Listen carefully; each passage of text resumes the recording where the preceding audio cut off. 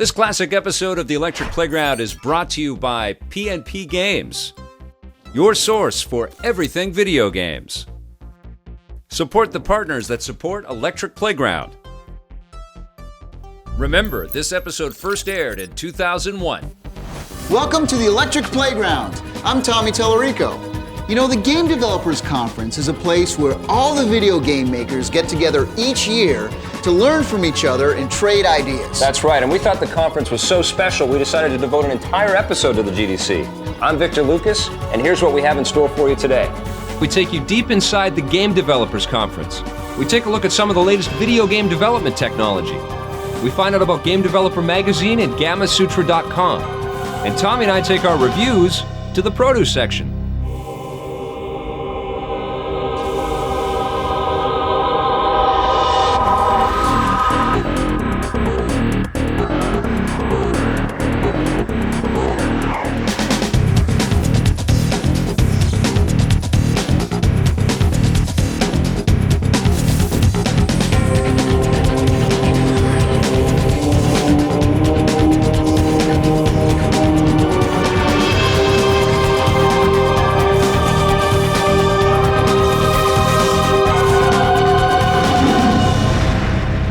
In San Jose, California for the Game Developers Conference 2001. That's right, this is where all the game developers come to talk about the projects they're working on and to take a look at all the latest technologies. There is a ton of stuff to see, so let's just go check it out. Yeah, let's go.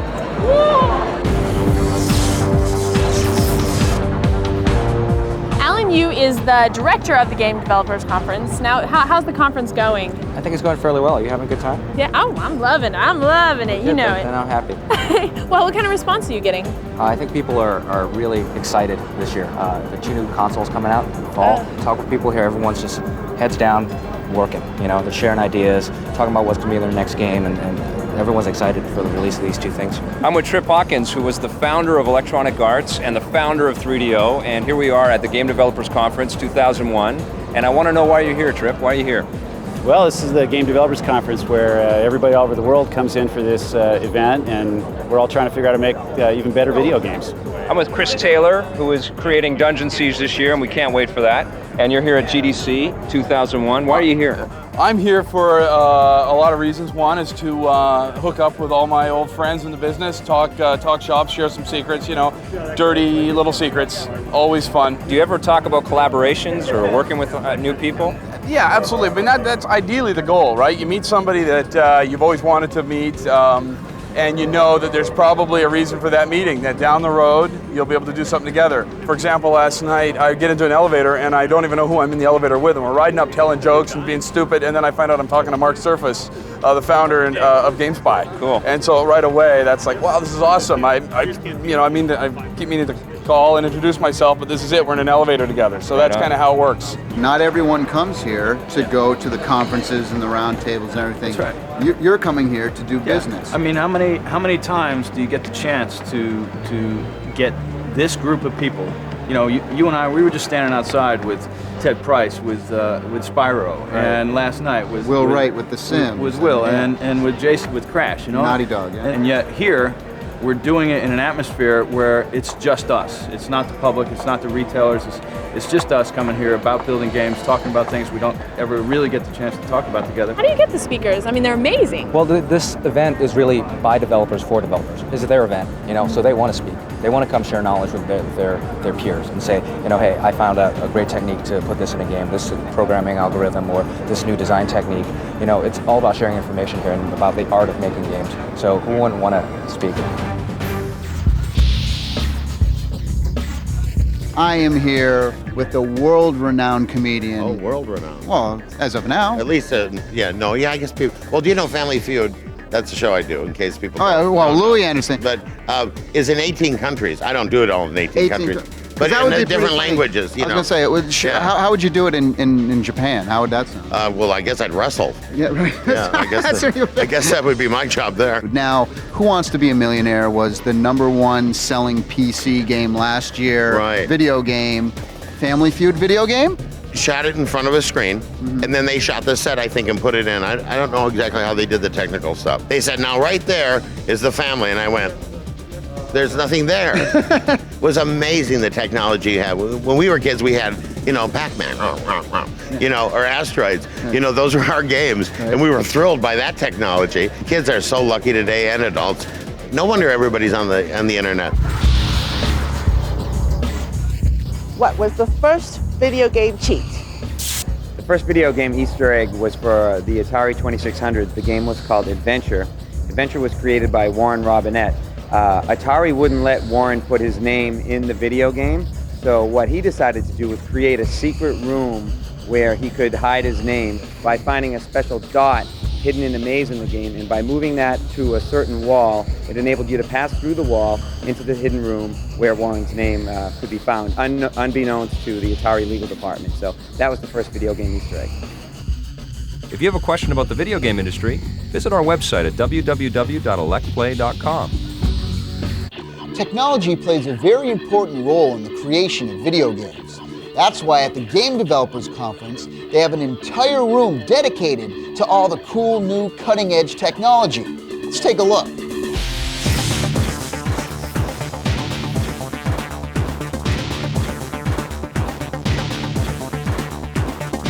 Can you explain to us exactly what 3D Studio Max is? Well, 3D Studio Max is the most extensible 3D package available. It's got the most advanced character animation system. It's got forward K, IK systems right now. It's got Character Studio involved. It's got a new dynamics library called Reactor built in that you could license for your game engines. Right. I mean, it gives you more options than anybody else. Rendering, animation, modeling, texturing, across the board. Whether you're doing poly modeling, patch modeling, NURBS modeling, Bezier spline modeling, high definition subdivision surfaces modeling, it's all there. We also talked to AliasWavefront about their graphics software called Maya to see how they stack up to the competition. Tell me about the software. The software is basically an animation system that's designed to handle any number of special instances in animation, creating artwork, creating dynamic simulations, particle simulations, and so on. And we're now seeing it being used very widely in the games industry. And what's unique to Maya?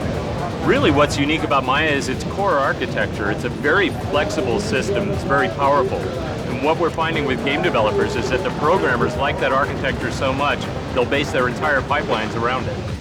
There were all kinds of breakthroughs at the GDC this year, including technology that will literally put players inside the game. So tell me a little bit about the process of getting animated. Well, it's cloned, we call it. You go in there, the booth will tell you what to do, you sit in front of the cameras, and it'll take your image very quickly. If you don't like it, you have 2 more chances to get it right. And then comes the real fun, because you can do something with that image. You can put scars on, you can put kisses on, you can put bruises on your face. And once you're happy with it, you just burn it onto a CD-ROM, take it home, and you can play it on your computer. Let's put me in a game. Great. Come on over here. And then there's technology that's maybe a little too groundbreaking, like color kinetics, surround light. I want to know what this is because it's different. Very different. Yeah. So what it does is very much like surround sound, allows you to add a new dimension to it of sight so that you get surround light, basically adding color in your room that reflects what's going on the screen. So you can play a video game and now your lights are reflecting exactly what's going on the screen. So it's basically like you have a concert in your house while you're playing video games. And you guys have like this tent thing here. And that's how you you put that tent around your computer? Is that what you're thinking? That's possible. We're looking at ways of bringing this technology to the desktop, and then more importantly in the long run to the room. So this is one way of doing that. And the other thing you guys do is these little light wand things here. That's right. It's like a lightsaber, but it won't burn your fingers. Ready? You see that? It's not burning at all. It's pretty cool. Coming up after this, we hunt for jobs in the video game industry.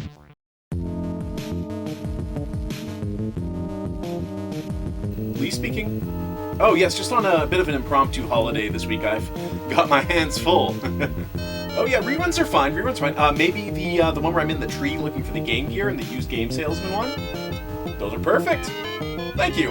Hey, thanks for watching every week. You can support the archival process of the Electric Playground Classic by shopping at pnpgamesonline.com. Also, take some time for yourself this week, or spend it with a friend. Play forever.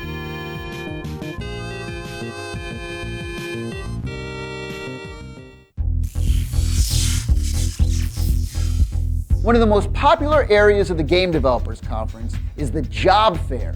Now this is where all the companies who are looking to hire people to do video games set up booths. If you're looking for a job in the video game industry, this is the place to go.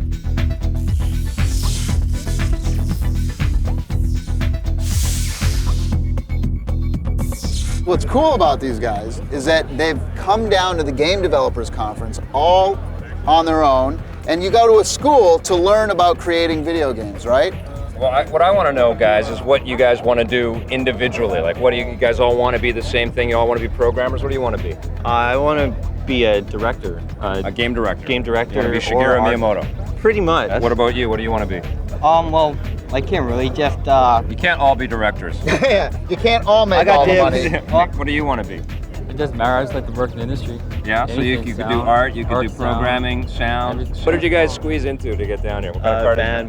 We rented a van. Oh, okay. On my credit card, by the way. Oh, so he is a director. And that's right. Everybody hands in. You guys got a lot of stuff to do. We got to learn some games, guys. right. We're going to learn about the industry. On 3, 1, 2, 3, break!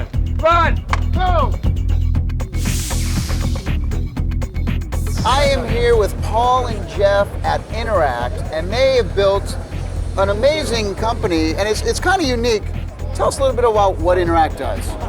We're the largest recruiting company in the country dedicated to the video game space. So really, you guys, the slang term for you guys are like headhunters. Right. Right? Okay, specifically, let's go through all of the areas you cover, from top to bottom. We represent the talent that make the games, game programmers, 3D artists, game designers, producers. Mostly the production side. Okay, now, do you get a lot of your guys from other game companies who call you up saying, I want a new job? Or do you get new people who've never been in the industry before who are coming, or is it a mix of both? It's a mix of both, and in fact, we'd welcome some new talent to add some new life, some new edge to this industry. Thanks a lot. Thank you, I John. appreciate your time. Thank you, John. I know you got some hunting to do for some heads, so I'll leave you to it. Okay. How important is the Game Developers Conference for a company that's as large as Electronic Arts? Do you guys still need to be here? Definitely. Yes? Definitely. Why is that? It's just a good chance, I think, to just make it known that we're always looking for talent. It gives people an opportunity, because they're coming from all over the place, to come to game developers to talk to EA, Right. rather than trying to contact each individual branch and follow up and that type of thing. A lot of people have questions, a lot of students come by. I just think it's really important to have the visibility and just to make sure that people have the opportunity to come approach us to talk to us about how to get a job at Electronic Arts. Thank you very much, Jane. All right, thanks for your I time. don't think I have to wish you good luck. I think you're going to be fine. No, I think that we're doing okay. Yeah, cool. All right. After the break, we find out what game developers are reading these days.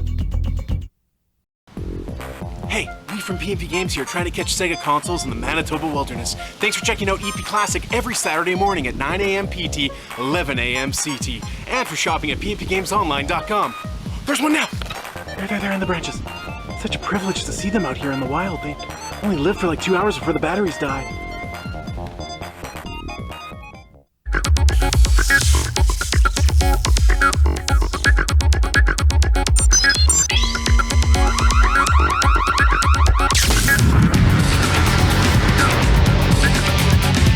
Thanks, Cherry Bomb from Austin, Texas, for requesting that cheat for Battle of Naboo for N64. The power of the dark side is strong, but you can be stronger. Just enter "You Are Dead." That's EWERDEAD as a passcode. That'll empower you with one-hit kills. May the Force be with you. If you would like to request a code for a specific game, visit our website at www.electplay.com. If you're serious about getting into the games industry, there's 2 publications you should look for. One's on the web called gamasutra.com, and the other's a magazine called Game Developer. Watch this. I'm here with Mark and Alex, and wait till you guys find out what these guys are into. Alex, you run gamasutra.com. Tell the folks out there what exactly you do. It's kind of like a portal for game developers.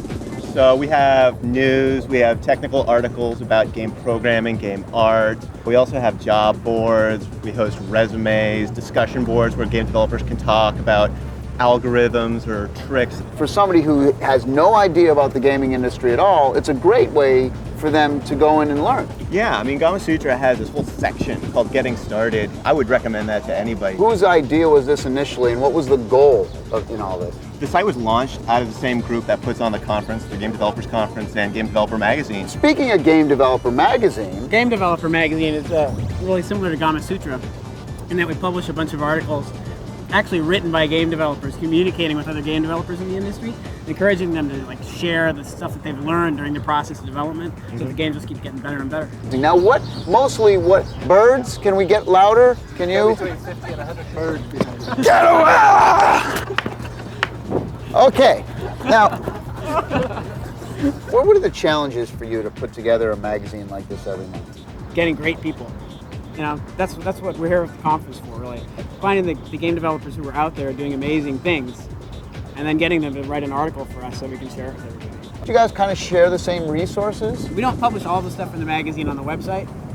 We publish, selected gems out of there. The core mission of both is the same. It's to serve the game development community.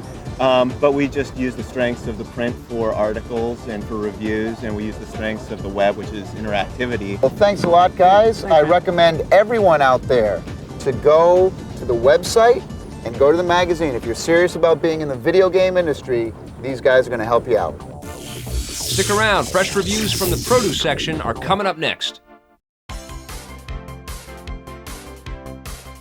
Well, hi, I'm Lee from PNP Games, and if you've browsed our web store at pnpgamesonline.com, no doubt you've seen our inventory of video games, both retro and contemporary, new and used, refurbished, and even disc or cartridge only. Listen, everybody's buying habits are different. However, if you're looking to build a physical library of playable games, the most important condition is working. Our staff at Past and Present Games goes above and beyond to not only cosmetically clean, but also thoroughly test every item that comes through our doors. So shop away and buy with confidence. Enjoy free shipping on orders of 65 Canadian or more, and join our free loyalty program while you're at it. pnpgamesonline.com.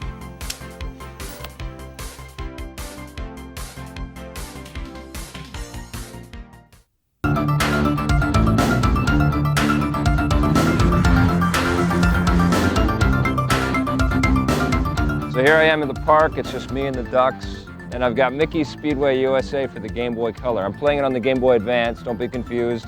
You can actually play these games on the Game Boy Advance, which is cool. This game actually surprised me. It's more enjoyable, in fact, than the N64 version of Mickey's Speedway USA. The deal is it's a top-down kart racer, so you're looking down at your karts as they're whipping around. It's similar, in fact, to Rare's original RC Pro-Am, which was an old Game Boy game way back in 1990. It's got that same kind of style. The difference here, though, is that there's height, there's jumps and things added to the game. The race takes place over 20 different cities across America. So you hit LA and the Grand Canyon and all kinds of really cool locations. I actually quite enjoyed this cartridge. 8 out of 10 for the Game Boy Color, Mickey Speedway USA. Reviews on the Run is brought to you by Walmart. All right, so here we are in the tropical fruit paradise of our local supermarket. Yes. Because we're going to talk about Tropico for the PC from Pop Top Software and God Games. The great thing about this is that you're on an island. An island in the Caribbean. And you basically grow your island. You're a dictator of this Caribbean You're island. the president. Yes, El Presidente. Your big deal here is you have to keep all of the citizens of your country happy. Right. And you've got to grow your country so that the American turistas will come and support your economy. There's a lot more than that, too. If you want to grow your island as just an exporter, and you want to grow things like bananas and pineapples or coconuts, and not only are you building up your island the way you want, you have to be elected every like 4 or 5 years. Yes. You don't, this isn't a game where you just play it till whenever. If you don't do a good job, they'll take you out. It's a cross between The Sims and SimCity. Build a health clinic, you can build a church. If you want more military, you can build up your military. And that's a really important factor. One of the things that you have to do, you have to be a little bit of sneak as well. You have to have a Swiss bank account and stuff that full of cash just in case there's ever a coup d'etat. I thought it was very crafty and very intelligently created. And it's not as sort of engrossing as SimCity 3000 or The Sims, but it's a really good, really close to that level of quality. I'm going to give it an 8.5 out of 10, and I'd recommend you check it out. Tropico is a lot of fun. Tropico, I give it a 9. A 9. You liked it even more than me. Let's switch over to another God-published PC game. It's called Kingdom Under Fire, real-time strategy game. Well, the first thing that stands out to me in this title is the audio. Oh, the music. Brilliant music. Is incredible. But this game is exactly like every single other let's face it, game of this genre. The developers of this game obviously took a look at what Blizzard has been producing, and it's almost like a combination of Warcraft and Diablo. The thing is you can't even save within a level. Right. You know, and the levels are so long and tedious. The cutscenes are cool. They obviously spent a long time developing this really elaborate backstory. So I really liked the units in the game. I thought the archers were really cool, the knights with the big broadswords and stuff like that. You can build them in castle walls and things. They did a nice job with that stuff. I give it a 6. A 6? Yeah. I'm so tired of these type of games. I give it a 6.5. So what'd you think of Zone of the Enders from Konami for the PlayStation 2? Well, now this is the same guy who brought us Hideo Kojima. Metal Gear Solid. That's right. The storyline is that you're a little kid and you kind of see all this death and destruction happening around. So you hop into this big robot giant mech thing. If you want to buy and play Zone of the Enders, just zip through all the story stuff. But, at the root of this is an excellent game. This is one of the coolest giant robot games I've ever played. You jump into one of these robots, they're called orbital frames, and what are you doing? Well, at least peel it. They're called giant orbital frames. Yes. You hop into that, and the combat is insane. You can totally tell where you gotta go. You go hop into battle, just press that square button. You're shooting, you're slashing, you're just taking care of business. It's really, really slick. The best part of this game is the fact that when you buy Zone of the Enders, you get 2 discs. Yes, you do. One of them is the game, and the other disc is the demo for Metal Gear Solid 2. Just that alone, to me, was worth the price of admission. Let's get back to Zone of the Enders, though. The game is really solid. The visuals are intense, really awesome. I mean, you go from great CG sequences to the gameplay, and the gameplay almost looks better than the CG artwork in the game. I was blown away by all the flashy effects. I'm going to give it an 8 out of 10. Actually, that's what I give it to, an 8. What'd you think of Army Men Air Attack 2 for the PlayStation 2 from 3DO? Well, I mean, here we go. There's like about 3 Army Men games that have come out on the PlayStation this week. It's where they introduce all these really weird green Army Men characters who you really don't care about. It's neat that they've actually tried to extend the storyline. I mean, I don't want storyline. I don't want storyline. Yeah, but this is their franchise property. Give me more levels in the game. Don't give me green roster man. I'll tell you what. Give me more originality in the gameplay. I mean, this is like a takeoff of the old Strike games that we played ages ago. This is the beginnings of something good, but they didn't finish the job. Why don't you have more mobility with your helicopter? Why can't you fly over levels? Why do you have to stay at a certain altitude so you're sort of stuck in mazes and stuff all the time? It's basic things like that. I had an okay time, but I felt like I was just, pressing the button and blasting things away. I mean, it could have been an Atari 2600 game for all of this sort of gameplay originality. I love Atari 2600 games. Yeah, so I give it a 7. You give what? I give it a 7. Man, all you got to do is blow stuff up in games, and you're like there. I like it. That's all you need. I had fun playing it. It's a 7. What do you do? I felt like I slept through this game. 5 out of 10 for Army Men Air Attack 2. All right, what'd you think of Simpsons Wrestling from Fox for the PlayStation 1? Now we're talking a really bad game. We're talking deep strategy. There's so many things you could do with the Simpsons license. I'm sure there's something better than a wrestling game. I thought that was really clever. I mean, wrestling is really clever. I mean, clever? Wrestling is a ridiculous. Why didn't they just do a big head kart racing game? Would you think that was clever No, too? I would think that was totally redundant. But Wrestling. A wrestling game, I think that is pretty funny, and they got all the original voices and stuff. It's basic one button mashing, and you're just basically watching stupid sort of animations And happen. that's the biggest problem, is there's no strategy in this game whatsoever. Your player's in one corner, the other person's in the other corner. Wrestling. You meet in the middle, and all you do is you push buttons. There's no strategy involved. No, I think actually it actually handles the sort of 3D feel of walking around a ring quite well. I'm going to give it a 5.5 out of 10. Well, after all that arguing, I give it a 5 too. You give it a 5? Yeah. So I'll tell you what. It is what it is. Eat this pepper. No. I'll give you $20 if you bite into this pepper right now. You all right with that? Where are you going? Where are you going? To purchase any games featured in Reviews on the Run, visit a Walmart near you. If you'd like us to review a specific game, visit our website at www.electplay.com. Well, we've come to the end of the show. Hope you guys had a lot of fun. That's right, and I hope you learned a lot about the Game Developers Conference. We'll see you next time on Electric Playground.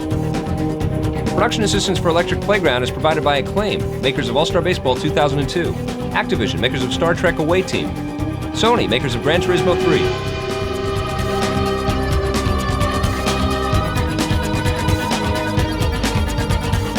All right, they're called giant orbital frames, and you jump into one of those.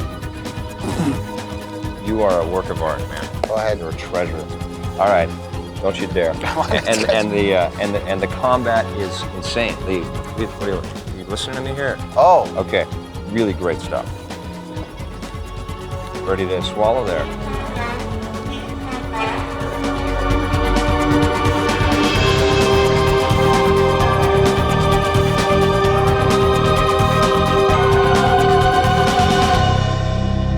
Give me that!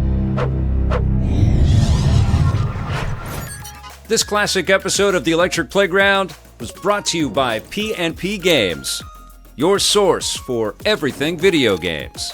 Support the partners that support the Electric Playground. Thanks for watching, and play forever.